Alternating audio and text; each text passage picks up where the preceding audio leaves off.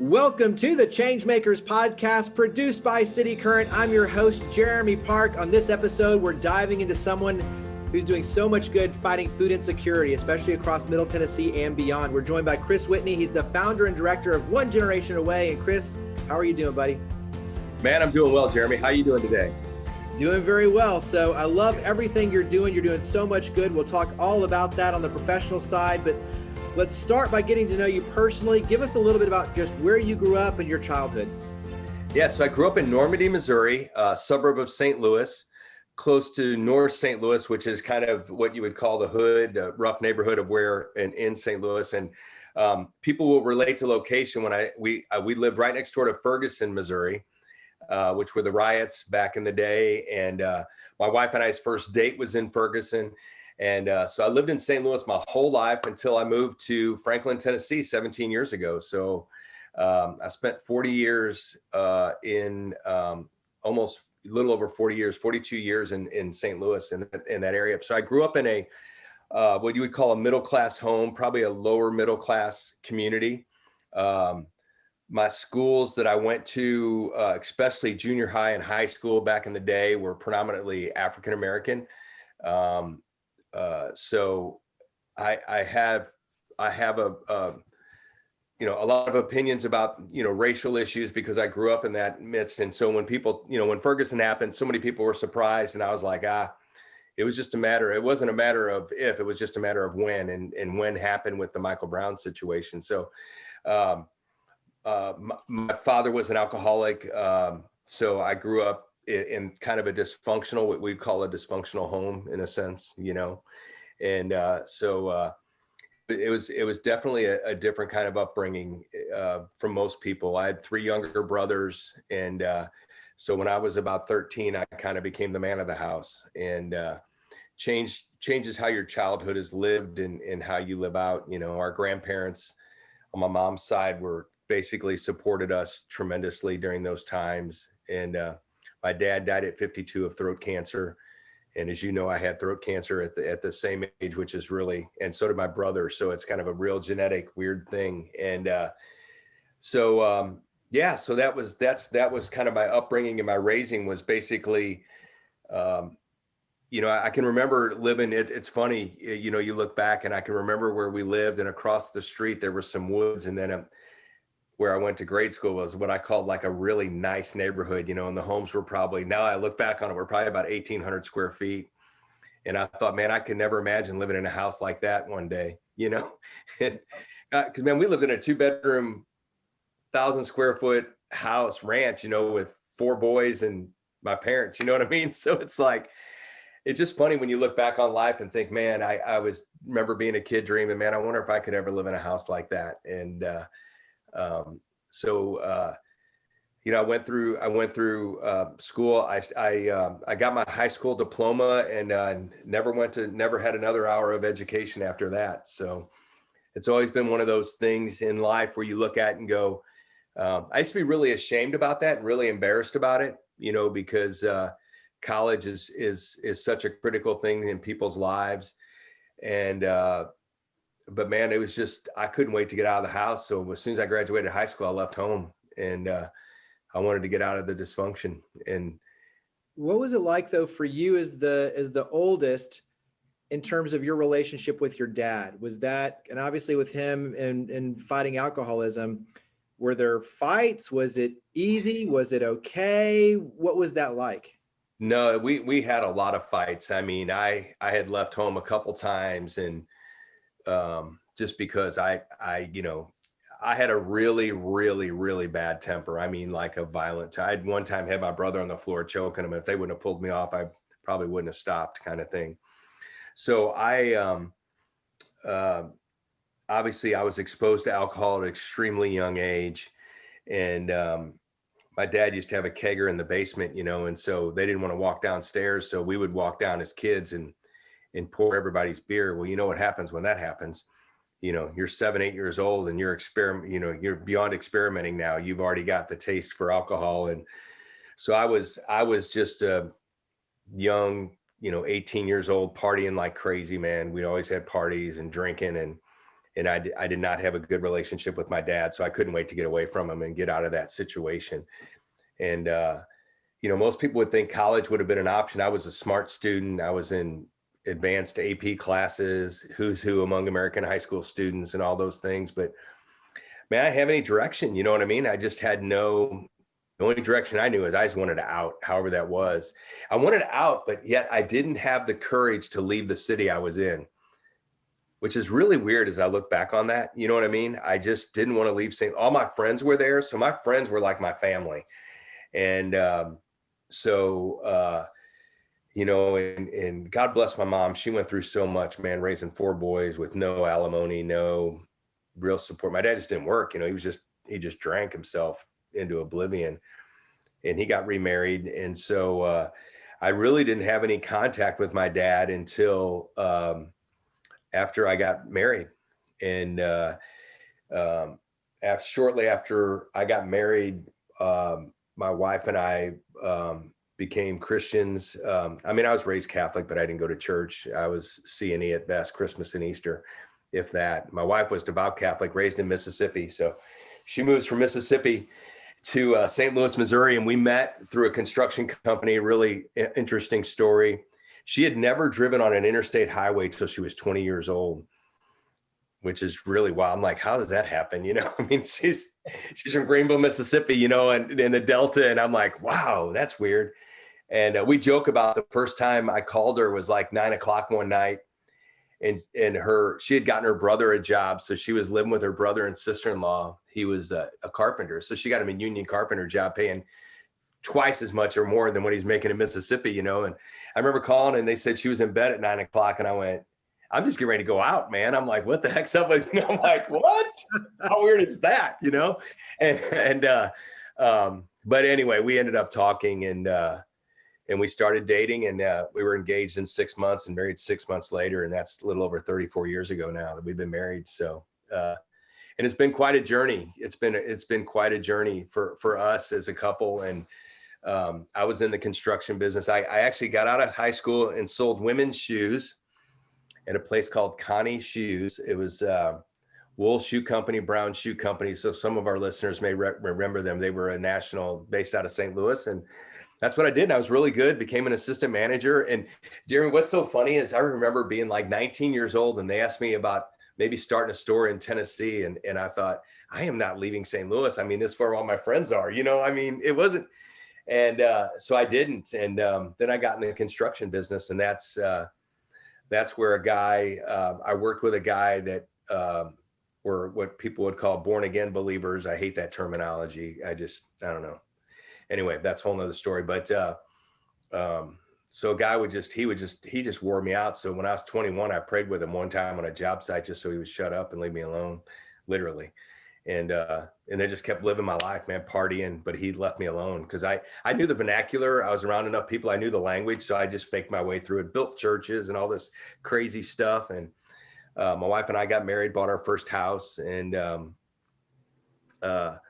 so she worked for a construction company as a secretary, and I was a drywall finisher. And I was good at it, and we made a decent income. And but I was always restless, knew there had to be more. And so we became Christians. And then that's when I went, after that, I really felt convicted I needed to try to make things right with my dad.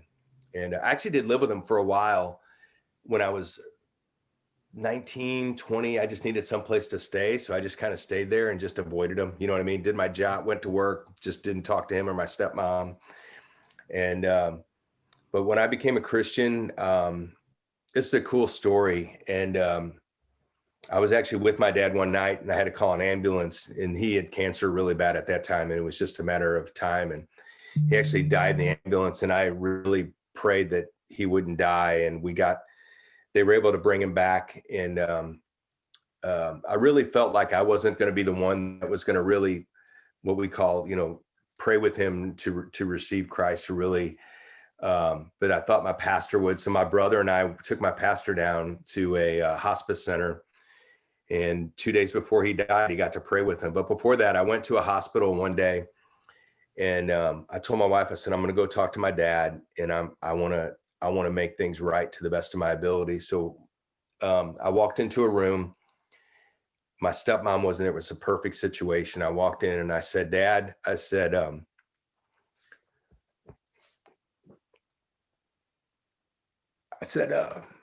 I became a Christian, and I want you to know I forgive you. And I said, I want you to forgive me as a son, because I wasn't the son I should have been. And I know a lot of people could listen to this and go, well, you were just a kid. Well, yeah, but I was a kid, but I was pretty much a butthead as a kid too. You know what I'm saying? I had my issues. And people could say it's deservedly so, and they're probably right, but man, I became an adult, and sometimes you got to grow up and own that you're just not a good human, and I wasn't, man. I had bad temper, and I was drinking too much. And so it was really cool that I got to clear myself of the guilt of thinking that I couldn't forgive my dad. My dad had a disease, a really bad disease. And we had some good times together, but throughout my life, we had a strained relationship, man. I mean, I played a lot of sports, and he coached me a lot, and I'd win most valuable player, except the only no vote was my father, which was just, really weird, and if I got straight A's, it was never good enough. Why weren't they straight A pluses? You always felt like there was more, which you realize as you get older, that really warps who you are and your sense of identity. So I struggled with identity issues probably, most of my adult life. And recently I've been able, last several years, I've been able to get over that, where I can tell you now that I only have a high school diploma and those things. And so that was a big turning point in our marriage. And then, not long after that, after we got married, we had our first child. We got married in 88, and she was born in 90. And then we got pregnant again in 90, in 92. And through a series of events, we found out that the child we were carrying had spina bifida, and it was one of the worst cases they'd ever seen. So we, and which we don't have the time to go through all that story. It's a whole nother story that could take up a whole podcast, an amazing story. But anyway, she was born, and they told us she would never walk and be paralyzed for life and have no control of bowel or bladder functions. And I was in the construction business, and I probably made $16,000 that year, because it was just a really bad year. Construction seasonal, and we had really bad weather, and it was just a really tough time economically. And our insurance premium was over half our income, but I had to pay my insurance because I got a child that's, you know what I mean? So Sarah was born, and she was moving her legs, and she's now 30 years old and walks. And it's an amazing, miraculous story, which we can't go into all the details, but just to give you a little background. So we ended up going bankrupt and lost everything we owned. We lost the first home we bought. And for about 6 months, Elaine was in a food line, and it was a real humbling experience. And then I changed careers and got in the insurance business and became extremely successful in the insurance business. And we got really involved in our church and became youth leaders. And I felt like I could relate to teenagers because of the weirdness of my life. You know what I mean? That I could maybe give something back, walk them through, the struggles of being a kid and parents. And we ended up leading mission trips overseas. And man, I didn't see the ocean till I was 31 years old for the first time. The Gulf of Mexico. I went to Orange Beach. I went to Gulf Shores, Alabama with some friends. And it was the first time I ever saw the ocean. And so that's kind of the early years. I want to go back. Give me one good memory with you and your family. So your father, your mother, give me one good memory that stands out. Really cool. We got to go on a big trip, biggest trip we ever did. We took 3 weeks and with a pop top camper and went to Colorado Springs, Jackson Hole, Wyoming, and went up and saw some friends they had in Montana, and got to go to Calgary and see the Tetons. And that was probably one of the coolest memories that I had as a family, was doing that. It was really amazing. I mean, seeing the Tetons that's breathtaking in and of itself, Absolutely. Yeah. So you've kind of carried the story full circle in terms of where you are a little bit with starting one generation away, but go ahead and talk about starting one generation away, because that carries forward with you talking about just, understanding what it's like to stand in a line for food and dignity around just where you are in that moment, but being able to offer support. Talk about One Generation Away. Yeah. So we moved to Franklin to start a church. Was our we didn't know a soul. We had no financial support, and we came here and started a church. So people are on this podcast going, this guy really is not that bright. It really sounds, yeah, he's really not that bright. And so that's what we did. And I had an insurance business, so I would travel back and forth to St. Louis to keep funding our starting our church. And then I was just praying one day, and God dropped this phrase in my heart, One Generation Away. So I reserved a domain name, which is funny because I remember the days of pagers and trying to find a payphone. And, you know what I mean? And I had one of the first bag phones, and I remember telling Elaine, don't ever use this phone unless your life depends on it. It's $5 a minute. You know, I mean, I remember the first bag phone I had. It was crazy. And I was in the insurance business. So we left a church that all of our kids were born in. It was a 4,000 member church. We were youth leaders. We led mission trips overseas with teenagers. I mean, we did it all there. And so we came here to a land we know not of. So he drops that phrase in my heart. And I remember back when my oldest daughter was watching a special on Dr. King when she's about 9, and she's crying and looks up to me and says, Dad, why are they spraying the brown people? And I felt like God was saying that we're a generation away from eliminating racism, which I know is a crazy thing to say in this world. But for the millennial generation and beyond, they see color, but not as a barrier. And they embrace different color. And I feel like we really have some hope with a generation that will end this nonsense of because we have a different skin color that we're separated for some reason. And I know it goes much deeper than that, but I believe that's where it starts. And so we, and then, we were so small of a church, 20 people, and you're getting 30,000 pounds of food, which we'll go into in a minute, dropped in a parking lot. So I needed some help. So I called some pastor friends, and they sent some of their church members together. And I thought, man, we're like a generation away from eliminating denominationalisms, not denominations. But where we quit being separated by the name on our building, where we could literally come together and serve our communities like we should. And then Miss Rena happened. And Miss Rena was a sweet African-American woman. We would do commodities. One of the first things we did as a church, we helped with commodities. So there's government agencies around the country that gets food from the government, and they'll feed the elderly, so that's what we would do. We'd walk out to their car. I was bagging groceries, walking out to their cars, and I figured I'm in a public parking lot. So I would just always ask them, hey, is there something I can pray with you about? Because I know there's a bigger need, you know what I mean? There's always a bigger issue in someone's life. And I feel like that's such it's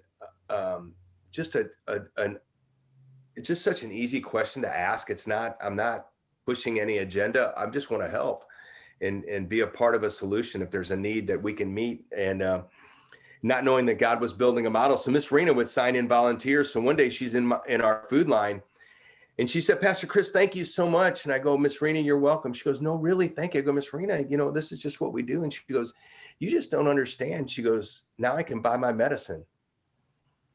And I'm like, I'm in the 7th to 10th wealthiest county in the United States of America, standing with a woman that you would never know. She always dressed to the nines, just beautiful, a widow. And she's making a decision between buying food and medicine in the United States. And I'm like, what? I mean, you probably could have touched me and I would have fell over. Like, I was just so in shock. And I'm thinking, man, if that's happening here in such a wealthy county, what's going on where I grew up in Normandy and Ferguson and Greenville, Mississippi, where my wife's from? I mean, and I'm like, my God, man, this is a big deal. Food's a big deal, I mean, let alone we were in a food line for a period of time, but, and so we really, I mean, Jeremy, the thing for us was, it's hard to ask for something. It's hard to admit, hey, I have a need. I can't meet it right now. And I don't feel like we make that easy in our society to make that, for people to ask. Yeah. You know what I mean? And so our big thing is, how do we bring dignity and honor to a segment of our society that has lost it? And one of our board members said it this way. I wish I could talk like this. I don't know. It just never comes out that way. But she just said, It's like we ask people to prove they're sufficiently deficient to need help. How degrading is that? And it's true if you think about it. Prove to me, you need to prove to me you're poor enough to where I can think about helping you. It's like, wow. Well, as a society, we're so worried about fraud that we lose sight of, just like you're saying, the dignity of, hey, look, if they're willing to show up in a food line and wait their turn, obviously they're dealing with a lot. And to try to force them to unpack that, versus just saying, hey, look, you're here. We love you. We appreciate you. Let's work together. Two polar opposites in terms of what it portrays non-verbally in terms of, just the actions of it. So it's a big difference. And sadly, we live in a world where everything is around, protecting against fraud. But the reality is you put people through the ringer who need real help. Yeah. And I'm not, and I want to make sure I'm clear about this. I understand that. I mean, I believe there are some things where you have to vet. This is food, man. I'm instead of people throwing away food, we're rescuing it. I'm paying labor and gas to get the food, but it's just food. And if we really, really, really want to help people get out of a cycle, you have to give them dignity and honor first. Without that, you have nothing. Because believe me, I lived that, man. Hey, I'm in the insurance business. I don't have a college degree. I'm not even supposed to have this job. You know what I mean? I literally flunked, I passed the insurance test first time, but they make you do a personality thing. I flunked it 3 times, because it's like a BS thing, man. I'm sorry, but it's like you're supposed to embellish all this stuff. And I'm like, I'm just not an embellisher, man. It's just, what you see is what you get with me kind of thing, So, but this guy goes, I'm going to take a flyer on you.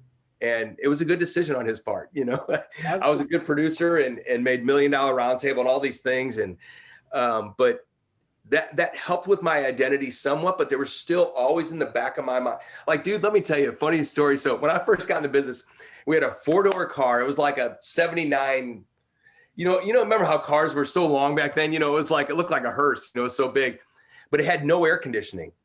So, we had 470 air, 4 windows down, 70 miles an hour, that whole thing. And so I would go to clients' houses and I would park like 5 houses away so they wouldn't see my car and make sure I had my jacket on the whole time so you didn't see how sweaty my back was. Literally, that's what it was like when I started in the insurance business. And because I was so concerned, once again, by how people would judge me by a car I drive or, you know what I mean? And I've seen this on both sides of the fence of what we do, like, oh, they drive a jalopy, so they got to be poor. Where there's people that drive jalopies that are millionaires, or they're driving this real nice car, so they got to be rich, which, I've found everybody in between, and how do you tell your kids and others? Because I think the imposter syndrome, identity crisis, that's a very real thing that so many people struggle with. Yeah. And obviously there's a lot to unpack in terms of, their parents and childhood and, bullying and all these things that people deal with and trying to keep up with the Joneses and like just life in general. And I think social media plays heavily into that because you always look at what others have and you don't even know if they really have it in terms of what pictures they're sharing. But the reality is you feel that you're not worthy. You feel that you're not up to that standard. And so you're always kind of caught in this identity crisis. How do you try to help people kind of navigate through that based on what you've dealt with personally? Like what's your advice? Well, I tell people that we deal with that this is a season. For most of us, this is a season in life.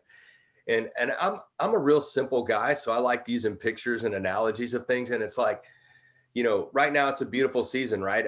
Before summer, it's cool, it's nice, you know what I mean? But we all know, I had a call right before you, like, yeah, I know in 2 months, it's going to be really stinking ignorant hot, obnoxious hot. But then again, it's going to get cold. So it's like, this is a season and we're just here to help you get through this season of life to the next season. Now for the elderly, they're going to be like this forever. But the thing for them is, guess what? I want you to know we're going to be here as long as you need us to be here, whatever that season looks like. And I think without being, and I've learned over the years, and I don't always get this right, but my wife prayed for me that I would be comfortable in my own skin. And I think, like I told you when we first met, that I love talking to you. I feel like we have some common, I don't know why, but I don't know. You're just a great guy to talk to. And I like a lot of people because I love the uniqueness of our stories and our lives. But I know this, man, I've hung out with some of what people would call the wealthiest, have it all together people. And I've been with some of the poorest people that you can ever imagine. But I realized one thing, we're all people. And really, we all have the same dreams, the same desires, and our education's different. All of our things differ. And I've realized that I could sit in a room with somebody that's got an MBA or an advanced degree or 3 master's degrees, and I can talk to them and we can get along. Or I can sit with somebody that doesn't even have a GED yet, and I can talk to them and get along too. And so I try to approach it simply that we're all people. I've been on both sides. I've had tremendous need. I've had tremendous abundance. And, whether I abase or I abound, I'm cool either way. I want to be the same either way. And that's what I try to give to people. My identity is who I am in Christ. And I'm not trying to be overly religious by that, but it really helps me to balance out that I don't need to be something I'm not. And I've come to a place in my life where stuff is literally just stuff. And it's becoming a grandparent that made me think that, when my kids were little, oh my God, don't touch that. Don't break that. Don't do this. Now my grandkids, I'm like, man, you break the table, I'll get another one. You know what? You draw on the wall, I'll paint it. Right. You know what I mean? What was a big deal just isn't a big deal anymore. They're who they are as a human is far more than me losing my mind over you marked on the table. Right. Your perspective changes. But I also think it goes back to a few things. One is, you and I were talking before we hit record on this, but how, when you start talking about your story and who you are and the things that you've experienced, in many cases, it seems like far-fetched or like a movie, or it's radical. And yet you realize the more radical it is, the more normal it is, because everyone's dealing with all sorts of things. But the thing that, as you said, who you are is who you are. What you see is what you get. And so the fact that you're genuine and authentic and you are willing to open up and talk about your struggles, which everyone has struggles. The fact that you're not putting on the facade and parking 5 miles away now or 5 houses down now, you're just being who you are, opens you up to have a real conversation where you can peel back the layers of the onion and really get to know you. And I feel like that's the part where connections are really made. Is it's not on the surface. It's not with the clothes you're wearing and, where you're eating dinner in terms of the fancy restaurants and things like that. It's, can you peel back the layers and just be human with respect and dignity and have a conversation and get to know each other and genuinely want to get to know each other? And I think when you do that, all those barriers and those walls start to drop. But as you get deeper and deeper, just like you said, one, you find out you're way more together than you are separate. You're way more common. And at the same time, that's where you really find the heart and soul of what makes someone tick. And that's where the love kicks in. And so I feel like, that to me is a big part then of dealing with the identity crisis, is just being willing to open up and find others who are opening up and have that real connection. And like you said, for those who aren't going to go layers deep, move on, because you're never going to get, you're always going to have a shallow conversation. You're never going to really connect. No, and I agree, Jerry. And I think, the thing with bullies and whatever you want to call it, however you want to describe it, the bottom line is they're just using, when you're vulnerable, they're using your insecurity as a weapon to beat you with because they don't want to admit their insecurity. Right. So to me, you just got to understand that if we can convince our young people more and more that the people that are bullying you have probably more insecurity than you do, they're not mature enough, grown up enough, however simplistic we can make that, to be on a level you're at, that you're willing to share your insecurity and your vulnerability. And really, if we can get that, and what concerns me is, as adults, we can't do that. And so how do we expect our kids to learn it? As adults, we've got to quit using someone else's weakness to justify, well, I'm not as bad as they are. That's the biggest bunch of crap we're feeding people everywhere. Like, well, I'm not, you're worse than I am. You know what? We're all a hot mess, man. I mean, if we can't admit we're all broken and screwed up, It's okay, isn't it? I mean, we all are. We're all broken and screwed up. We all got issues. Your issues are different than mine. But we have to open up. we all just got some issues, man. And I know I drive some. I know there's probably people that think, man, I just don't ever want to talk to that guy again. And I'm sorry they feel that way. I mean, I'm not intentional, but I know there are some people that I probably get on their nerves or whatever. But I'm not trying to intentionally be that way. But I'm learning more and more that the more I can be vulnerable, the better opportunity I'm really going to, like you said, to have a good conversation. And I've got stories. I mean, I could tell you a million stories, of people that it's funny, when before COVID, we were able to walk with people with a shopping cart full of food, to their car and ask them one simple question, like I told you, is there anything we can pray with you about today? And invariably, man, the people that are pushing the carts, that are the volunteers, their lives are more changed than the person that they're pushing the cart for. Because they come back to me and go, they don't want their kids to get on drugs. They want their kids to go to college. They want and they go, I thought they were so different than I am, but they just want the same things I do. And it's like, yeah, that's the interesting thing about our world we live in. Pretty much everybody is believing for the same thing to happen, but we're so siloed and isolated. We've thank God we're building sidewalks again. You know what I mean? So it's like, well, people will get out and walk, or, you got to go in and close your garage door as soon as you get in your house. And, we live in these bubble worlds because we don't want anybody to see what's on the inside. And I'm not saying you invite people into your deepest, darkest secrets, but man, just by sharing your story, it's, I remember one of my favorite stories is a guy, was pushing a cart for us, and this guy goes up and he's got a brand new Escalade, big guy, and the guy told me, he said, I'm instantly thinking in my mind, what is he doing here?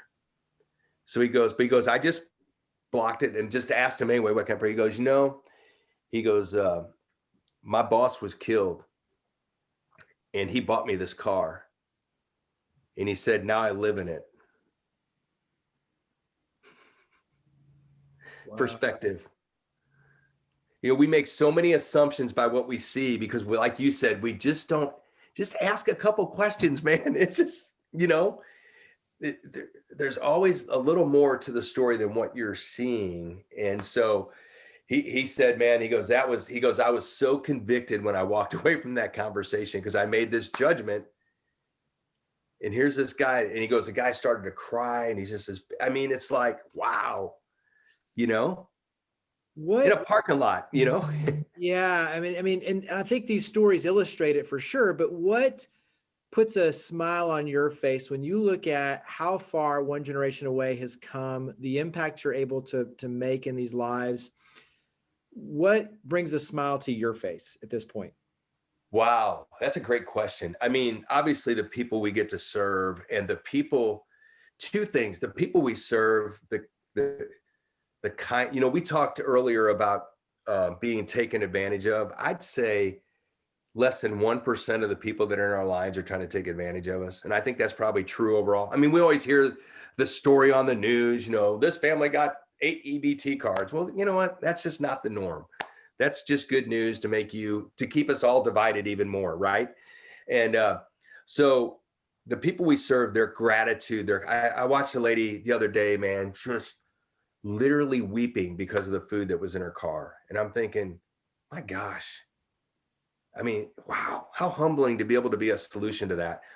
And I think the other side is being able to expose the people in the kind of worlds you and I live in now, that we're quasi successful, whatever that means, you know what I mean? So, but that we're not worried about how do we put groceries on our table or things like that, but that they get to experience this segment of our population, and it changes how they see them.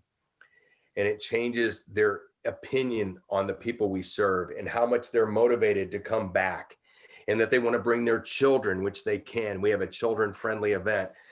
Those are the two things that make me the happiest. But I think I have to say this too, is that the people that watch this or listen to this, I mean, I'll be 60 years old in October, and I wake up every day and can't believe I get to do what I get to do. And I had this crazy vision of like feeding 1 million people in one day around the country, and 1 million people like being prayed with face to face by a local church or community, and bringing businesses together to help make this happen. And here I am talking to you about it, man. And we're in multiple states. And so just for the person out there that's watching this and maybe feels like, well, I didn't do good in school, or I don't have enough. I mean, I got a high school diploma, but I have a dream and I had a vision, and it's kind of coming to pass. And I'd love to tell you, man, I'm not that smart. I'm not stupid either, but I just had a passion and a dream, and just sold out to see it happen. So those would be the three things. It's just fun to have a dream and a vision and watch it kind of unfold. And like I tell people, I'm just kind of one of those people that I'm just dumb enough. I'm just too stupid to know when to quit. So I just don't quit easy. Hey, but the persistence, the purpose, the passion, all of that is what fuels the success and the impact that you're able to create. I asked this, I had a chance to interview for the radio show, but I'm curious, not just for you now, but for your family. How has this adventure changed? Because obviously, like you said, moving away from all of your support network, your family, your friends, everything, to start a church, to be on that mission, and then all of a sudden to go in a whole new direction with one generation away. But when you look at, over 4 million lives that you've been able to impact, and this larger network that you've created that's breaking down the walls of denomination and, different faiths and different skin colors, everyone coming together. How has that changed you personally, but also your family? I mean, I think we always raised our kids with never saying, we never wanted our kids to say the word can't, they couldn't do something. And I think it's opened our kids' eyes again to dream and to see, man, look what mom and dad are doing. Look what they've been able to do. And I think for me, the cool thing about having grandkids is I feel like I have more influence over my grandchildren than I even did my children, because I'm not the disciplinarian. You know what I mean? It's just this bond of family, but of love that's so even, I don't want to say deeper than your children. It's just different. And I look at them and think, man, if I could teach them some of the things about loving people unconditionally, being vulnerable, being confident in who you are, and being comfortable in your own skin, that's probably what makes me happy more than anything, and watching my kids thrive, and me being able to look at them and say, this is what I saw in you. This is what I believed for you. And, and now talking about, hey, we've got, now it's like almost like a family business thing. How can we be a part of this going on, Dad, when you step away, and that kind of things. I mean, that's a lot of fun, man. That's pretty cool, and thinking about how do we get, Jeremy, the cool thing is we get to do, hopefully I get to do this around the country, where I can get other families and other people engaged, where they do the same, they become a part of this. And at that point, in some sense, it would be naive to say this isn't like your dream. Yes, it is, but it was a dream given by God. And my dream has been to make one gen nameless and faceless. And what I mean by that, it doesn't become about Chris and Elaine Whitney anymore. It just becomes, hey, that's Jeremy, or that's Chris, or that's Lauren, or Sarah, or Bob, or Bill. You know what I mean? It's about whoever that person is at the moment. And that this thing literally becomes a movement. And it's not about, the corporations that sponsor us, and the people, the companies that engage with us, and the benefit it is for them, the businesses that come to us. And it's like the perfect team building thing. And it gives businesses access to a segment of our population that they don't come in contact with normally. And it exposes their people. And so now that company becomes a part of the fabric of our community, which is the beauty of it. I mean, our whole community, not just their clientele, but they become the fabric of the whole community. And I think about that and go, how cool would that be if we could literally do this around the country, that our business community, our churches, our Girl Scouts and boy and soccer teams, were all just came together on a Saturday morning with nothing in mind other than to serve our neighbors in need. I know this seems Pollyanna, but it's not. I'm watching it happen. Yeah, so it's not Pollyanna. It can happen. Yeah. And that'll change who we are as a country. And actions. I mean, seeing you in action and seeing the actions play out, you want to be a part of that, because it's not just you talking about it. When you see it in action and you see the impact and you see the connectivity and the community coming together, you want to be a part of that. It's that gravitational, that heartstring pull. What advice do you give? Because as you said, for your children stepping in and being a part of this, what advice do you give them? In the same token, when you look at other states, other cities who want to start building the infrastructure to have one generation away to be a part of that, what advice do you give them and your family to continue building this, to create this with you? So there's one word. I heard a guy speak at a thing, and this will show you the other side of me. That's pretty much like an arrogant jerk sometimes. And, and I'm learning, people always ask me what to pray for. I say, pray I keep the train on the tracks, and pray I don't get into pride. So I heard this guy speak, and he said something. He goes, consistency trumps commitment. And when he first said it, I went, that's a bunch of bull, man. Commitment's everything. Then I came home and thought about it and started stewing on it. And I went, dang, that's really good. So I kind of wrote this. I wrote a book called The Dirty Church. And so I wrote this thing out about one gen, after you have to humble yourself and go, man, sometimes I'm just so cocky and stupid. Like I think I got it all figured out, but I wrote this down, and this is what I encourage communities and my kids is, so commitment is a big deal. I mean, you have to be committed, but commitment leads to consistency, which leads to credibility, which leads to an open heart to receive, which leads to impact. So what you do with your life, if it's going to be impactful, it's not a microwave. It's not a drive-through. It's based on consistency. You must consistently show up. Then you earn the credibility and the right when you ask a question that you're going to get the vulnerability. You're going to be able to be vulnerable, and they're going to be vulnerable with you because you keep showing up no matter what. If you have a low turnout, if something goes wrong, it doesn't mean this isn't the place to be. It means we're going to keep coming back until we're for sure this isn't the place we're supposed to be. Because everybody's skeptical. Just to be honest, it's like, just say it. It's like, we're not trying to be the great white hope or the great hope of anything. Where we show up when it's convenient for us, and then we may not come back, or we want to be out of here before dark, or whatever the stupid thing is we're going to say. We show up rain. We've done them in the rain, the snow, whatever it is, man. As long as there's not ice and somebody's going to fall and get hurt, we're going to do it. People are hungry when it rains. So people ask me, what are you going to do when it gets rains? I said, we're going to get wet. Because we're outside. We're going to get wet. We're not going to melt. We're going to get wet.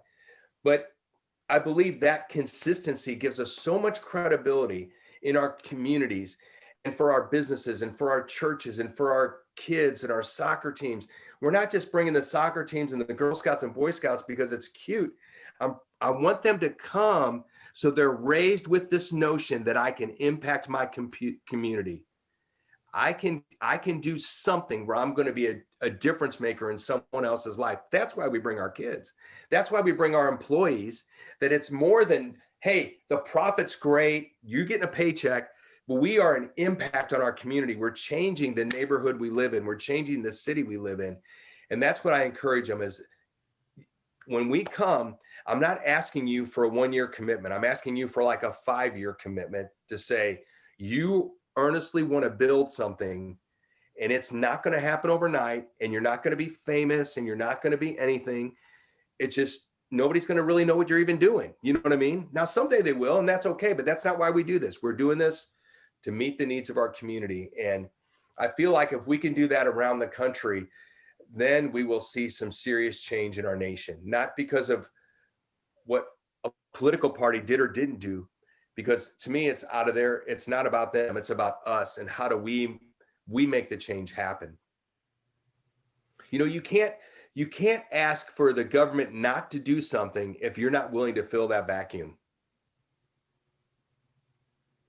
First thing you learn in leadership, right? You tell people, don't come to me with a problem if you do not have a solution, right? Isn't that it? Yep. So we can't say the government shouldn't do this, but then not have a solution for it. To me, what you say when you say that is you understand when you say that, you're saying I'm willing to bear the responsibility for filling that void. So that's what I believe. And so that's what I want people, when we come to them, understand what I'm asking them of is to say, hey, I don't want food stamps. That's cool. Well, if you don't, that means you got to go rescue food from grocery stores. You got to get it to the people in need. So it's going to take time. It's going to take energy. It's not going to be convenient ever. It's going to be hot, cold, wet, rainy. Not everybody's going to be nice to you. Not, you know what I mean?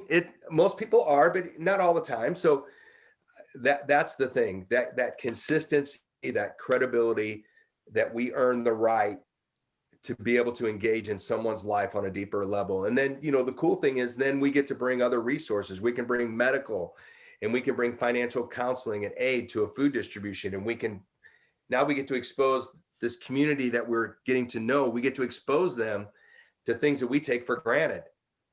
And then we give them a real opportunity to get a leg up and an opportunity to get out of the cycle they're in.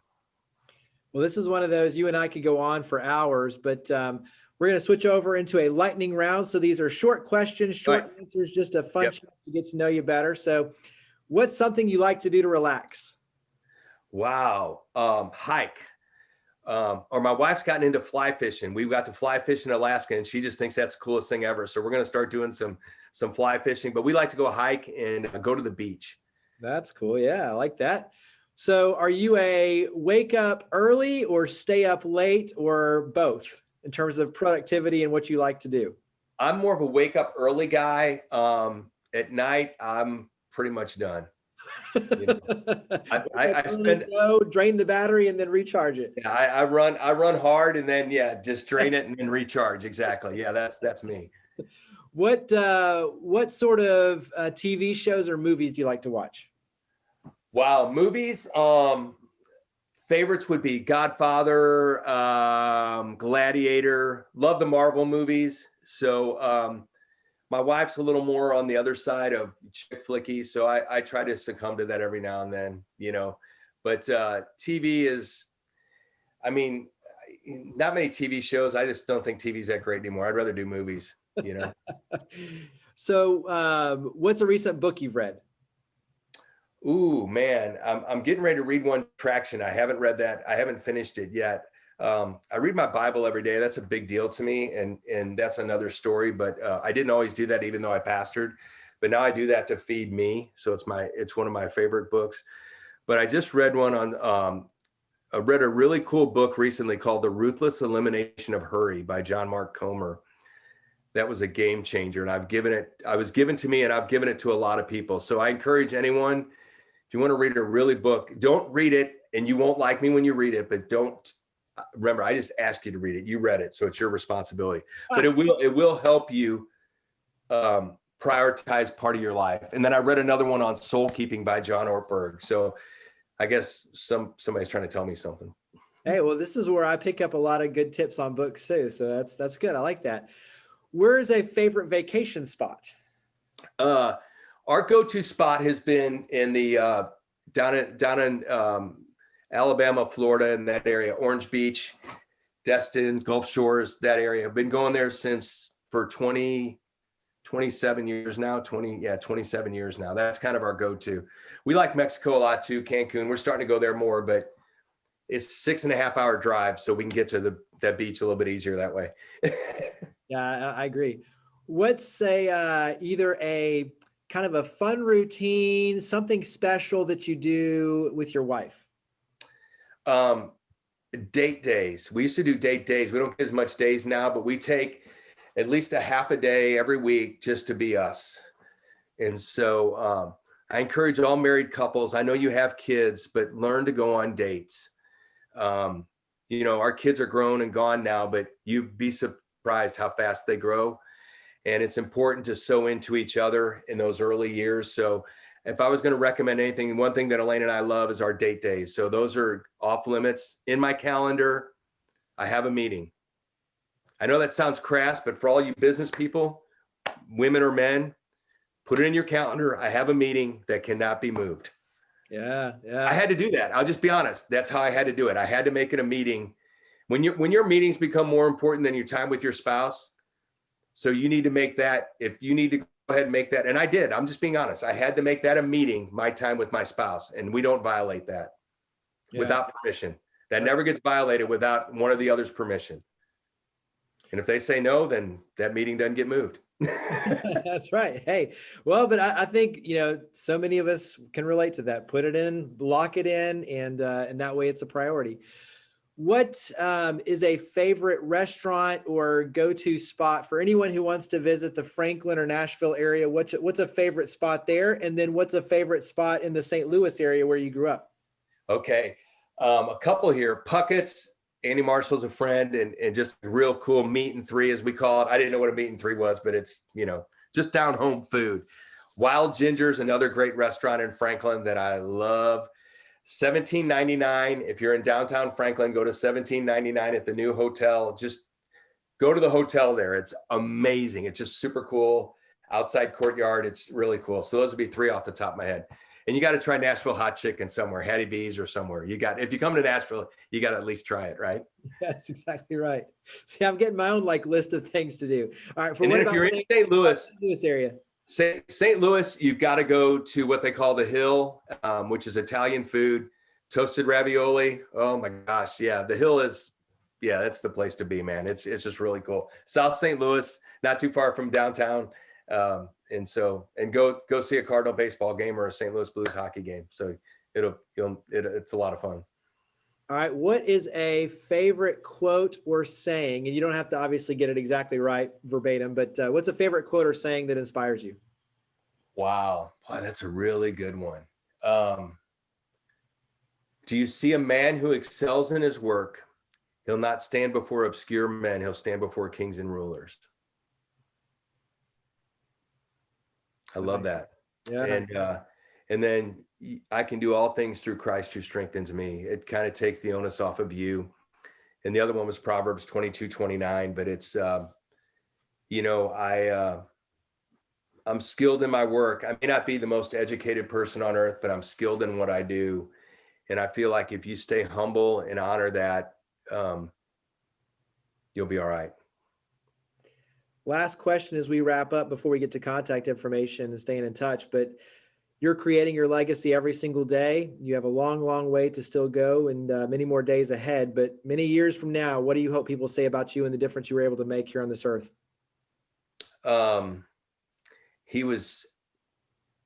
If you saw him privately, the way you see him publicly, that's who he was.